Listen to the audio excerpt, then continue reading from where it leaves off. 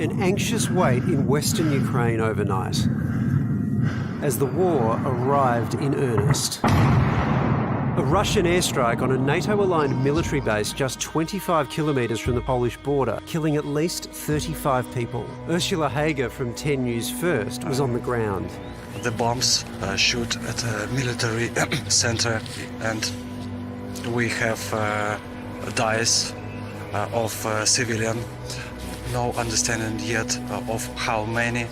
We know some news that the dead families are military families. They live near this military centre. Russia claimed it was a direct hit on legitimate targets, foreign fighters and weapons streaming across the Polish border.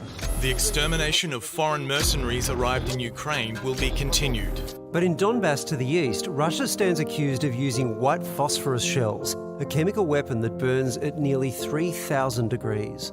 Have you decided to carry out dechemicalization of Ukraine using ammonia, using phosphorus? Meanwhile, the battle for Kyiv has entered the capital's outskirts. Brent Renault, an award-winning American journalist, killed at a checkpoint in Irpin. We're going to film other refugees leaving, and we got into a car. Somebody offered to take us to the other bridge, and we crossed a checkpoint, and they start shooting at us.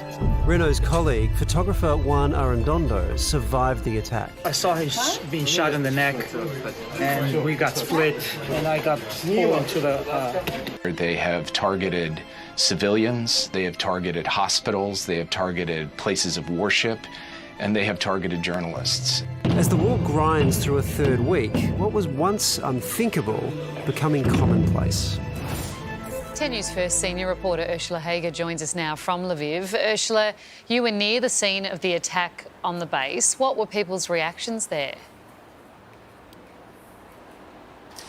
Well, good evening, guys. The entire area was being heavily controlled by Ukrainian forces, in part because they were concerned that there was still unexploded ordnance on the premises there. This was simply a massive attack from Russia. Ukraine says that up to 30 cruise missiles were fired from outside their airspace. Some of those were intercepted, but up to 10 hit the base. The death toll is massive. 35 people killed, 135 injured. We saw them being ferried back and forth to the hospitals in this area all day long. We spoke to some locals in the area surrounding the base, and they said to us they do hear explosions all the time because, of course, it is a military base, but this one was something different. It was a huge explosion, and one woman approached us, 68-year-old Oksana. She was incredibly angry. She said that she has family in Russia, and she was begging them to wake up to this war, to acknowledge that it is a war, and to acknowledge that Ukrainians are frightened about what Vladimir Putin might do. We should also point out, so this is Western Ukraine, so this is not meant to be really where we would expect these things to happen. Is Russia sending some kind of message here?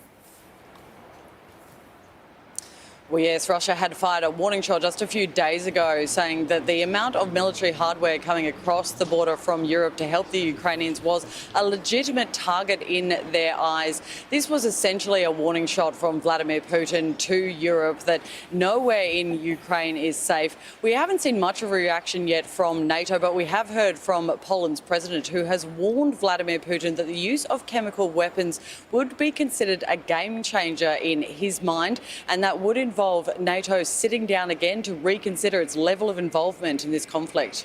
Ursula, this base where the NATO forces were training, that's only 25k in from the Polish border. Does that make the likelihood of some conflict between NATO and Russia more likely?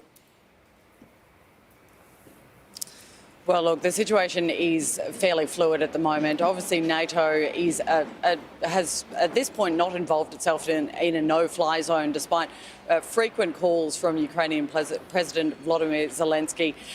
Obviously, this we essentially don't want this to escalate to World War III, and that's what Europe is attempting to avoid. But if they step over that line into any of the NATO countries, including Poland, then NATO will certainly get involved. And obviously, if there's a use of chemical weapons, they will consider it.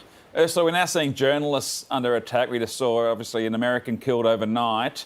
You're there to do a job. It's a very important job. But how are you processing being there right now?